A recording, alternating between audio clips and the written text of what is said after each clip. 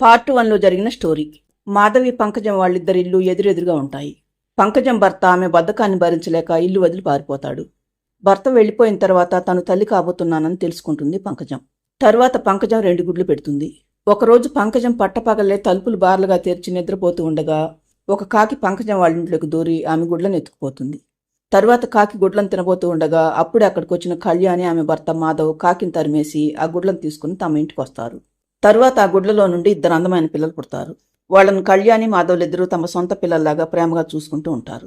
తన గుడ్లను కాకెత్తుకు వెళ్ళిందని ఊర్లో వాళ్లకు తెలిస్తే తన బద్ధకం వల్లే గుడ్లను దూరం చేసుకున్నానని అనుకుంటారని పంకజం తన గుడ్లు పోయిన సంగతి ఎవరికి తెలియనివ్వదు. కళ్యాణి, పంకజం వాళ్ళ ఇల్లు ఎదురెదురుగా ఉన్నా వాళ్ళిద్దరి మధ్య పెద్దగా సంబంధాలు లేకపోవడంతో ఎవరికి వాళ్ళు గుట్టు చప్పుడు కాకుండా ఉంటారు. కానీ పిల్లలు పుట్టిన తర్వాత అప్పుడప్పుడు కళ్యాణి వాళ్ళ ఇంటికి రావటం మొదలు పెడుతుంది పంకజం. భర్త ఇల్లు వదిలి వెళ్లిన తర్వాత కూర్చొని తినడంతో పంకజం వాళ్ళింట్లో ఉన్న కొద్దిపాటి సరుకులు కూడా అయిపోతాయి. కానీ పనిచేసి బ్రతకటం చేత కాని పంకజం ఒకరోజు కళ్యాణి ఇంట్లో లేని సమయంలో వాళ్ళింట్లో బియ్యం దొంగతనం చేయడానికి వస్తుంది. పంకజం బియ్యం తీసుకుని వెళ్తూ ఉండగా కళ్యాణి పిల్లలుగా పెరుగుతున్న పంకజం పిల్లలిద్దరూ పంకజాన్ని చూస్తారు. ఇక తరువాత ఏం జరుగుతుందో చూడండి. పంకజాన్ని తమ ఇంట్లో చూసిన పిల్లలిద్దరూ ఆశ్చర్యపోతారు. ఆంటీ, నువ్వు మా ఇంట్లోకి ఎందుకు వచ్చావు? మా ఇంట్లో నుండి ఏం తీసుకువెళ్తున్నావు అంటాడు కళ్యాణి కొడుకు బంటి. అబ్బే, నేనేం తీసుకువెళ్ళటం లేదు బాబు. మొన్న మీ అమ్మ దగ్గర కొన్ని బియ్యం అప్పుగా తీసుకున్నాను. అవి ఇచ్చి వెళ్దామని వచ్చాను. కానీ మీ అమ్మ ఇంట్లో లేకపోవడంతో తిరిగి వెళ్ళిపోతున్నాను అంటుంది పంకజం. అబద్ధం. ఇంతకుముందు నువ్వు మా ఇంట్లోకి వస్తుంటే మేమిద్దరం చూశాం. అప్పుడు నీ దగ్గర ఖాళీ సంచి మాత్రమే ఉంది. ఇప్పుడేమో ఆ సంచిలో ఏమో ఉన్నాయి. నువ్వు మా ఇంట్లో నుండి దొంగతనంగా ఏమో తీసుకువెళ్తున్నావాంటీ? వాటిని అక్కడ పెట్టి వెళ్ళాంటీ, లేకపోతే మేం పెద్దగా అరుస్తాం. మా అమ్మ రాగానే నీ సంగతి మొత్తం మా అమ్మతో చెప్తాం అంటాడు బంటి. వేలడంత లేవు, నన్నే బెదిరిస్తున్నావా? నేను మీ ఇంట్లో దొంగతనం చేసిన సంగతి మీ అమ్మకు చెప్పారో ఈసారి మీ అమ్మ ఇంట్లో లేనప్పుడు మీ ఇద్దరు గొంతు బిసికి చంపుతా. పక్కకు తప్పుకో అని పిల్లలిద్దరిని నెట్టుకుంటూ వెళ్ళిపోతుంది పంకజం. దాంతో బంటి కింద పడిపోతాడు. కాసేపటి తర్వాత ఇంటికి వచ్చిన కళ్యాణికి పిల్లలిద్దరూ ఏడుస్తూ కనిపించడంతో, ఏంటి బంగారాలు ఏడుస్తున్నారు? అమ్మ ఇంకా ఇంటికి రాలేదనే? ఏడోకండి నాన్న, ఇప్పుడు వచ్చేసాగా అంటుంది కళ్యాణి. అది కాదమ్మా, మన ఎదురింటి ఆంటీ ఏం చేసిందో తెలుసా అంటూ పంకజం తమ ఇంట్లోకి రావటం, తర్వాత ఏం జరిగింది అంతా చెప్తుంది కళ్యాణి కూతురు బుజ్జి. దాంతో గబగబా వంటగదిలోకి వెళ్ళొచ్చిన కళ్యాణి, మీరు చెప్పింది నిజమే పిల్లలు. ఆ పంకజం హడావుడిగా తీసుకువెళ్ళిందేమో. బియ్యం చుట్టుపక్కలంతా పడున్నాయి అంటుంది కళ్యాణి. అంతేకాదమ్మా, అన్నయ్య అడ్డుకున్నాడని ఆ పంకజం ఆంటీ మమ్మల్నిద్దరిని బెదిరించింది. తను మన ఇంట్లో దొంగతనం చేసిన సంగతి నీకు చెప్తే నువ్వింట్లో లేనప్పుడు మా గొంతు పిసికి చంపేస్తానని అన్నది. ఆంటీ మమ్మల్నిద్దరిని తోసుకుంటూ వెళ్ళింది. అన్నయ్య క్రింద పడిపోయాడమ్మా అని బుజ్జి చెప్పటంతో పంకజం బియ్యం దొంగతనం చేసిందనే కోపం కంటే తన పిల్లల్ని చంపేస్తానని అనటం, పైగా పిల్లాడిని కింద పడేయటం అన్నీ తలుచుకున్న కళ్యాణికి కోపం కట్టలు దించుకుంటుంది. ఏంటి, ఆ బద్ధకం మొకంది నా పిల్లల్ని చంపేస్తానంటుందా? ఇప్పుడే దాని సంగతి చెప్తాను, పదండి పిల్లలు అని పిల్లల్ని తీసుకుని పంకజం వాళ్ళ ఇంటికి వస్తుంది కళ్యాణి. వాళ్ళని చూడగానే విషయం అంతా అర్థమవుతుంది పంకజానికి. ఏంటి ఇలా వచ్చారు? వీళ్ళు నా మీద ఏమేం కల్పించి చెప్పారు మీకు అంటుంది పంకజం. కల్పించి చెప్పటానికి వాళ్ళేమీ నీలాగా అన్నింట్లో ఆరితేరిన వాళ్ళు కాదు. నా ఇంట్లో దొంగతనం చేయటమే కాకుండా అది తప్పని చెప్పినందుకు నా పిల్లల్ని చంపేస్తానని బెదిరిస్తావా? నీ బద్ధకంతో మొగుని దూరం చేసుకున్నావు.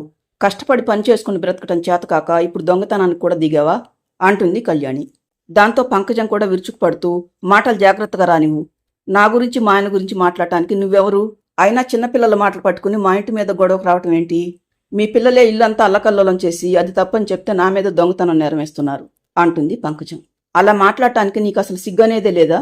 చిన్నపిల్లలు బియ్యం బస్తా విప్పి అందులో కేజీల కొద్ది బియ్యం తింటారా? పోని కింద పారబోశారని అనుకుందామన్నా అక్కడ కొన్ని బియ్యమే పడి ఉన్నాయి. దొంగతనం చేసింది కాక ఇంకా సమర్థించుకోవాలని చూస్తావా? ఆ నింద పసిపిల్లల మీద వేస్తావా? ఇలా చేసే బదులు ఇల్లు చిప్ప పట్టుకుని అడుగు తినొచ్చు కదా. మొగుడు ఇంట్లో ఉన్నన్ని రోజులు అతన్ని వేపుకుతున్నావు. ఇప్పుడేమో ఏకంగా దొంగతనాలు మొదలుపెట్టావు. చిచ్చి, నీలాంటి దాని ఇంటి పక్కన ఉండటం కూడా తప్పే అంటూ కోపంగా పిల్లల్ని తీసుకుని వెళ్ళిపోతుంది కళ్యాణి. దాంతో పంకజం అవమానంతో రగిలిపోతుంది. నన్ను చిప్ప పట్టుకుని ముష్టెత్తుకోమంటావా? నీ అంతు చూస్తాను. ఈ పంకజం అంటే ఏంటో తెలిసేలాగా చేస్తాను అనుకుంటుంది పంకజం. ఆ రోజు సాయంత్రం మాధవ్ ఇంటికి వచ్చేసరికి పిల్లలిద్దరూ పడుకొని నిద్రపోతూ ఉంటారు. మాధవ్ రాగానే, ఏంటి కళ్యాణి, ఈరోజు ఈ గడుగ్గాయలిద్దరూ త్వరగా పడుకున్నట్లున్నారు అంటాడు మాధవ్. అవునండి, మన ఎదురింటి ఆవిడ చేసిన పనికి పాపం వీళ్ళిద్దరూ చాలా బెదిరిపోయారు అని ఆ రోజు పంకజానికి పిల్లలకు మధ్య జరిగింది, తర్వాత తను వెళ్లి పంకజాన్ని తిట్టింది, అన్ని విషయాలు చెప్తుంది కళ్యాణి. ఏంటి, ఆవిడ మన ఇంట్లో దొంగతనం చేయటమే కాకుండా అడ్డుకున్న పిల్లలను చంపుతానని బెదిరించిందా? చివరికి ఆవిడ అంతకు దిగజారిందా అంటాడు మాధవ్. అవునండి, అలాంటి వాళ్ళు ఎంతకైనా తెగిస్తారు. అందుకే మనం వెంటనే ఇల్లు ఖాళీ చేసేద్దామండి. ఎక్కడైనా మరొక మంచి ఇల్లు చూడండి అంటుంది కళ్యాణి. అది కాదు కళ్యాణి, నేను మొన్న ఇదివరకు నేను పనిచేసే ఆఫీస్కి వెళ్ళాను కదా, అక్కడ మా పై ఆఫీసరు నన్ను తిరిగి అక్కడికే వచ్చేయమని అంటున్నాడు. అప్పుడు నీ దిగులు బాధ చూసి నాకు ఇష్టం లేకపోయినా నీకోసం ఈ ఊరు వచ్చాను. ఇప్పుడు మనకు ఆ సమస్య లేదు కదా. పిల్లల కోసం వాళ్ళు ఎవరైనా వస్తారేమోనని ఇన్ని రోజులు ఎదురు చూశాం. కానీ ఎవరూ రాలేదు. ఇక వస్తారన్న నమ్మకం కూడా లేదు. అందుకే వీళ్ళిద్దరిని తీసుకుని మన ఊరికి వెళ్ళిపోదాం. అందరికీ వీళ్ళు మన పిల్లలే అని చెప్దాం. దాంతో సమస్యలన్నీ తీరిపోతాయి. ఏమంటావు అంటాడు మాధవ్. అవునండి, వీళ్ళిద్దరూ నాకు కడుపును పుట్టిన పిల్లల కంటే ఎక్కువైపోయారు. ఇప్పుడు వీళ్ళ అసలు తల్లిదండ్రులు వచ్చి పిల్లల్ని ఇవ్వమని అడిగినా నేను ఇవ్వటానికి సిద్ధంగా లేను. అందుకే మనం ఈ ఊరు వదిలి వెళ్ళిపోతే ఏ సమస్య ఉండదు. వెంటనే మనం ఈ ఊరు వదిలి వెళ్ళిపోదామండి అంటుంది కళ్యాణి. సరే కళ్యాణి, నేను ఒకసారి అక్కడికి వెళ్ళి నన్ను ఎప్పుడు జాయిన్ అవ్వమంటారో కనుక్కుని వస్తాను. తర్వాత అందరం కలిసి వెళ్ళిపోదాం అంటాడు మాధవ్. కానీ మరుసటి రోజు మాధవ్ హడావుడిగా ఇంటికొచ్చి, కళ్యాణి, మీ అమ్మగారు మెట్ల మీద నుండి జారి కింద పడటంతో కాలు విరిగిందట. నిన్ను వెంటనే రమ్మని తెలిసిన వాళ్ళు వస్తుంటే కబురు పెట్టింది. నువ్వు వెంటనే బయలుదేరు కళ్యాణి అంటాడు మాధవ్. నేనొక్కదాన్నే వెళ్ళటం ఏంటండి? పిల్లల్ని తీసుకుని మీరు నేను అందరం కలిసి వెళ్దాం అంటుంది కళ్యాణి. ఇప్పటికిప్పుడు రావాలంటే నాకు ఎలా వీలవుతుంది కళ్యాణి? ఈ రోజు నాకు బాగా తెలిసిన వాళ్ళు మీ ఊరు వెళ్తున్నారు. వాళ్ళతో కలిసి నువ్వు వెళ్ళిపో. అక్కడి పరిస్థితులను బట్టి 1-2 రోజుల్లో నేను పిల్లల్ని తీసుకుని వస్తాను అంటాడు మాధవ్. ఏంటి, పిల్లల్ని మీ దగ్గర ఉంచుకుంటారా? అమ్మో, వాళ్ళని వదిలిపెట్టి ఉండాలంటే నా వల్ల కాదండి. వీళ్ళని కూడా నాతో పాటు తీసుకువెళ్తానండి అంటుంది కళ్యాణి. అవునమ్మా, మేం కూడా నీతో వస్తాం. నాన్న ఆఫీస్కి వెళ్ళిపోతే మాకొక్కళ్ళకు ఇంట్లో ఉండాలంటే చాలా భయమేస్తుంది అంటారు పిల్లలిద్దరూ. నేను మిమ్మల్ని ఒంటరిగా వదిలేసి ఎక్కడికి వెళ్ళంలే పిల్లలు. అది కాదు కళ్యాణి, అప్పుడే రోజులో సగమైపోయింది. అసలే మీ ఊరికి వెళ్లాలంటే అడవి మార్గం గుండా వెళ్ళాలి కదా. ఇప్పుడు వీళ్ళిద్దరిని నీతో తీసుకువెళ్తే నువ్వు ఇబ్బంది పడతావు. అవసరమైతే 2 రోజులాగి నేను వీళ్ళని తీసుకుని వస్తాలే. నువ్వు త్వరగా బయలుదేరు కళ్యాణి అంటాడు మాధవ్. దాంతో కళ్యాణికి ఇష్టం లేకపోయినా అయిష్టంగానే వెళ్ళిపోతుంది. కానీ కళ్యాణి వెళ్ళిన దగ్గర నుండి అమ్మ కావాలని పిల్లలిద్దరూ ఏడుస్తూనే ఉంటారు.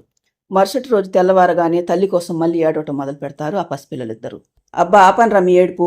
పదండి, ముందే ఏమైనా తిందురు గాని, తర్వాత మీ అమ్మ దగ్గరికి తీసుకువెళ్తాను అంటాడు మాధవ్. తల్లి దగ్గరికి అనగానే పిల్లలిద్దరూ ఎగిరి గంతేస్తూ, అయ్యి అమ్మ దగ్గరికా? అయితే వెంటనే తింటాం నాన్న అంటూ అక్కడి నుండి పక్క గదిలోకి పరిగెడతారు పిల్లలిద్దరూ. కాసేపు అయిన తర్వాత వాళ్ళిద్దరిని తీసుకుని కళ్యాణి వాళ్ళ ఇంటికి బయలుదేరతాడు మాధవ్. దారిలో అతనికి తెలిసిన మరొకరు కనపడటంతో ఒకరికొకరు తోడుగా అడవిలో నుండి వెళ్తూ ఉంటారు. కొద్ది దూరం వచ్చిన తర్వాత మాధవ్ పిల్లలతో మాట్లాడుతూ, పిల్లలు, మీరిద్దరు చాలాసేపటి నుండి నడుస్తున్నారా? మీకు కాళ్ళు నొప్పులు పుడతాయి. ఇక నా పైన ఎక్కి కూర్చోండ్రా, నేను తీసుకువెళ్తాను అంటాడు మాధవ్. ఏమీ వద్దు నాన్న, ఈ అడవిలో నుండి నడిచి అమ్మ దగ్గరికి వెళ్తుంటే భలే సంతోషంగా ఉంది. మేము నడిచే వస్తాం నాన్న అని బంటి అనటంతో, సరే పదండి అని మాధవ్ అంటుండగానే వాళ్లకు దూరంగా ఒక పెద్ద ఎలుగుబంటి వస్తూ కనిపిస్తుంది. దాన్ని చూడగానే మాధవ్తో పాటు అతని పక్కనే ఉన్న మరొక అతనికి కూడా చెమటలు పడతాయి. పిల్లలైతే భయంతో పరుగులు పెట్టడం మొదలు పెడతారు.